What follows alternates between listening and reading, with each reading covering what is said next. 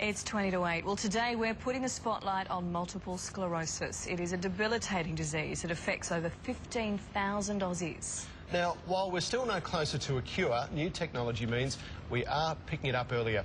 Stephen Papadopoulos was diagnosed with MS at 22. He joins us now along with our Dr. John Darcy. Guys, good morning to you both. Good morning. Steve, when you were 22 and you were diagnosed, did you even know what MS was? No idea. When my neurologist said to me, "You've got multiple sclerosis," I said to him, "Is that the thing with the readathon?" The MS readathon, that's all I associated with MS, so no idea. Wow, so then it must be pretty hard to comprehend something that you don't understand. How did you cope? At first I was quite all right with it. I thought, okay, I've got MS, you've got to get something in your lifetime. MS is lucky to have me. But then when I found out what was actually involved, the medications and stuff, it was quite hard to deal with, and yeah. Doc, explain it for us. What is multiple sclerosis?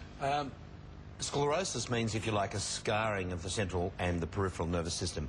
No one knows exactly what causes an inflammation around the nerves, but it happens. The body's immune system, I suppose, turns on itself. No one really knows why. It's not genetic, although it tends to run a bit in families, but it's not truly genetic.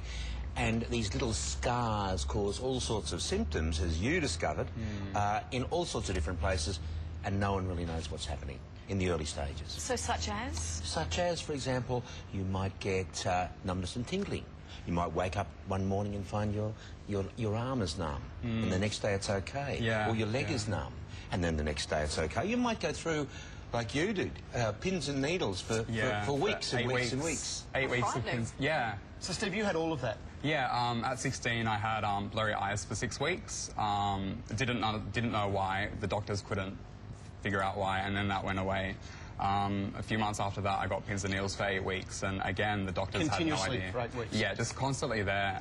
Started in my arm and spread all over the body by the end of the week, and it's hard because no one can see that. No one can see that you've got pins and needles, so when you walk a bit funny, when you have trouble riding, and when you're not sleeping because you've got these pains in your body, people don't understand that and you can't see it, and your doctors are saying lose weight, sleep more, drink more water, exercise, do this, do that, do that. They have no idea. They've got no idea whatsoever, and this is part of the problem, because in that early stage when MS first comes about, inflammation is happening, and if a diagnosis is made at that time by using special techniques like magnetic resonance image, and the treatment is given, it works very well.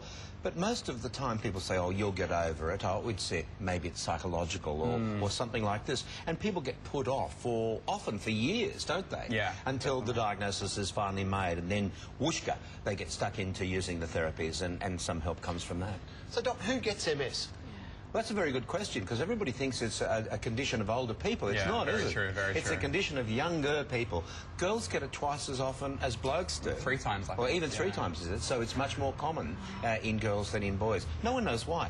And the other interesting fact that you would know as well is that as you come away from the equator, it's more common. Yeah. No one really knows why. It's bizarre.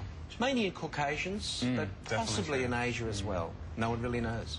Now, I know that we said there's no cure, and they're working for obviously maintenance. I mean, imagine managing it was a big thing. What does it mean long term?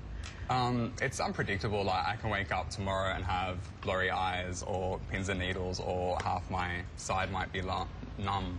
So it's hard to plan each day and what I'm doing next week. But you've got to get on with it. I mean, that's life. So just be as positive as you can, and yeah, just. Yeah. It's important to know it's not contagious, though. It's not contagious. It's not contagious. Paralysis is not as common. I mean, you can live a full life, can't you? Oh, of course. I plan to. Struggle with it every day. Yeah, definitely. Well, good on you. You've got an amazing positive attitude, which is fantastic. A lot of people could learn a lot from that. Oh, actually, I've got a little gift for you. Oh, you've got a good attitude and you've got fantastic. I've got MS wristbands. It's MS Awareness Week. All right. I've brought you an MS wristband to wear. Fantastic. So can you get these around about pretty much anywhere? They're being sold everywhere. You can ring up the MS Society and get some. You can get some buckets.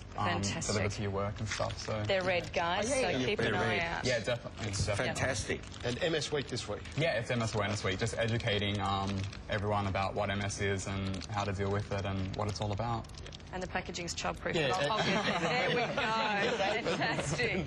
Thank you for coming in. Steve, Yeah, great of course to we're going to wear it for you. Great. Thanks very much, Beautiful. Doc. Thanks, Doc. And if Terrific. you'd like to know more about any medical topic or issue, just head to our website and ask your question. Doc's just waiting to get it. Oh, absolutely.